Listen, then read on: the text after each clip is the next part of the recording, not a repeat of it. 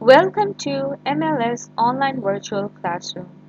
Today, in Unit 2, Save Me, we will be covering the section of grammar, in which we will learn about cardinal numbers.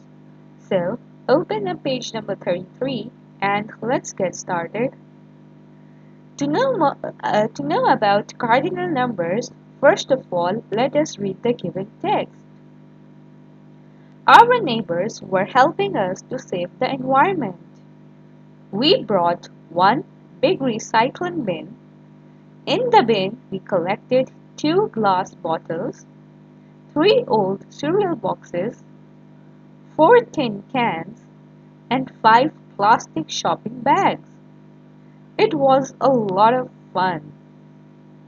Now that you have read the text, read the text by yourself once more and see how numbers are used to show quantity. We can use cardinal numbers to show quantity. Now let's do an activity.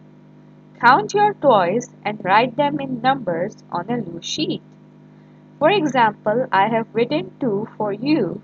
The first one is 5 Barbie dolls and 6 cars.